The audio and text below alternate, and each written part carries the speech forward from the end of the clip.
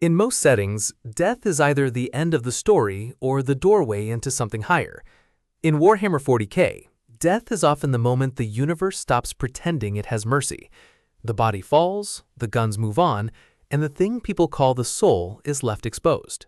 That is the real horror behind this question. Warhammer 40K does not treat the soul as a comforting metaphor.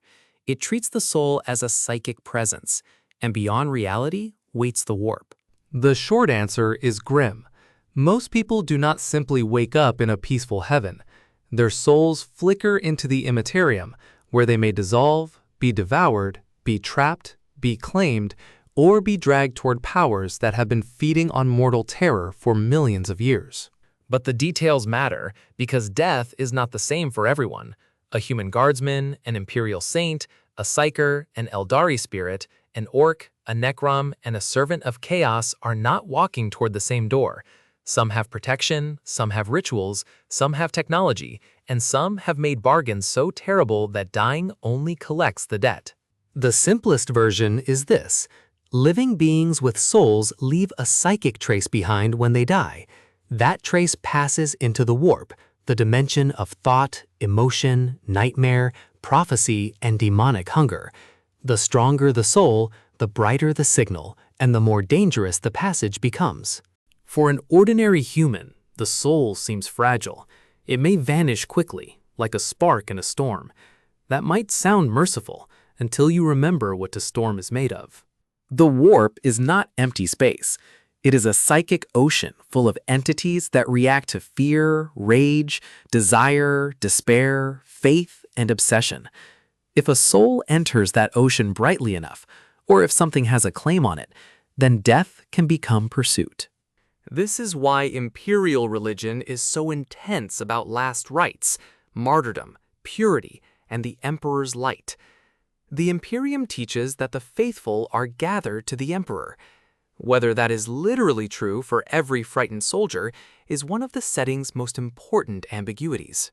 Canon often shows faith doing real things. Saints appear, miracles happen, daemons recoil, and the Emperor's presence can blaze through the warp like a weapon. But that does not mean every anonymous human receives a clean and gentle afterlife. A soul in Warhammer 40K is a psychic imprint tied to a living mind. It is part identity, part presence, and part warp reflection. Humans have souls. Aeldari have intensely bright souls, and many alien species leave their own marks on the Immaterium. Blanks are the terrifying exception. A blank, or pariah, has no normal warp presence, or has a presence so negative that psykers and demons recoil from it. To ordinary people, a blank often feels wrong in a way they cannot explain. That matters because death depends on what you are in relation to the warp. A normal soul is like a candle. A psyker is like a torch. An Aeldari soul is like a beacon. A blank is like the absence of flame. The brighter the soul, the more power it can wield while alive, and the more vulnerable it may be after death. Psykers can touch the warp and draw strength from it, but that also means the warp can notice them. In 40K, spiritual power is real, but it is never automatically safe. For most humans in the Imperium, the official answer is simple and comforting. Serve the Emperor, die faithful, and your soul rests with him. Priests say it over mass graves, ship decks, execution yards, and hospital slabs. The harder answer is that the setting rarely confirms this promise in a neat universal way. Some souls are protected. Some martyrs become more than memory. Some saints seem to persist beyond death, and some faithful dead appear to be weapons in the Emperor's hand. But most humans die anonymously in a galaxy that eats anonymous things. Picture a guardsman on a world being overrun by demons. He dies holding the line, terrified, exhausted, whispering a prayer he barely understands. His soul might vanish instantly into the warp storm. It might be shielded for one brief moment by faith. Or it might be noticed by something that loves the taste of fear. That uncertainty is the point. The Imperium turns death into sacred duty because it has to. If soldiers knew with certainty that the afterlife was only a hunting ground, the whole human war machine might crack. My read is that the Emperor's protection is real, but not evenly distributed like a bureaucratic benefit. It appears most strongly around saints, miracles, mass faith, psychic crisis, and moments of spiritual intensity.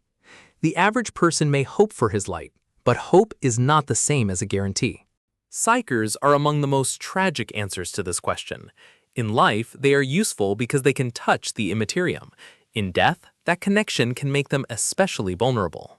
A Psyker's soul can burn bright enough that daemons notice it long before the body is gone. This is why Imperial Psykers live under terror from every direction.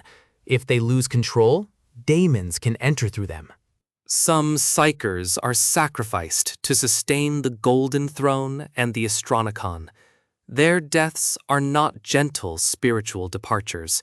They are industrialized martyrdom, souls burned as fuel so humanity can navigate the stars and the Emperor can continue his impossible vigil. Astropaths are soul-bound to the Emperor, a process that protects and scars them. Many are blinded or damaged by the contact, yet even that horror is considered mercy compared with raw exposure to the warp. So, if an ordinary soul is a spark, a Psyker's soul is a lantern in a storm full of predators. Power makes them valuable. Power makes them visible. The Aeldari have the clearest and most horrifying afterlife problem in the setting. Their souls are bright, ancient, and intensely attractive to Slaanesh. When an unprotected Aeldari dies, their soul can be devoured by the god their civilization accidentally created. That is why Craftworld Aeldari wear spirit stones. A spirit stone catches the soul at death before Slaanesh can claim it. The stone can then be joined to the Infinity Circuit, a psychic matrix where the dead continue as ancestral presences within the Craftworld. This is not exactly heaven. It is preservation under siege. The dead are sheltered inside a psychic fortress, remembered, consulted, and sometimes awakened for war inside wraithbone bodies. That last part is pure 40K tragedy. A Wraithguard is not just a battle machine. It can be a dead soul pushed into a towering construct because the living are desperate enough to ask their ancestors to kill again. Drukhari deal with the problem differently. They avoid Slaanesh through cruelty, speed, stolen vitality, and the nightmare economy of Komarog.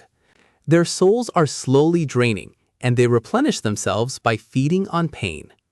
The Harlequins are stranger still, protected by their bond to Sigorak, the laughing god. Even there, salvation is not simple peace. It is a cosmic trick played on a predator. For servants of chaos, death depends on what they have become and who has marked them. A cultist might be swallowed by the warp like any other doomed soul.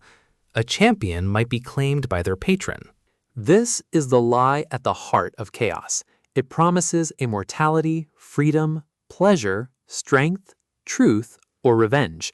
Sometimes it even pays part of the bargain up front, but the soul is never just a customer. A warrior of Khorne who dies in rage may believe he is joining an eternal battlefield. A servant of Nurgle may feel embraced by a grandfatherly rot that calls itself love. A sorcerer of Tzeentch may imagine they are becoming part of a grand design. From the outside, all of those fates look like consumption. The self is bent toward the god's nature until the person becomes less like a person and more like flavor. Chaos does not preserve you because you are precious. It preserves what it can use. Daemonhood is the rare prize, but even that is not independence. A demon prince is powerful, immortal in a sense, and bound to the warp. They escape death by becoming part of something worse than death. Orks complicate the question because their gods Gork and Mork are real warp powers in their own brutal way. Orc belief is crude, collective, and incredibly strong. If any species could turn the afterlife into another brawl and consider that a good result, it would be them. Necrons are almost the opposite problem.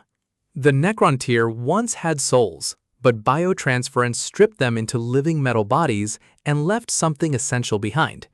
They escaped mortality by becoming a civilization of tombs that learned to walk.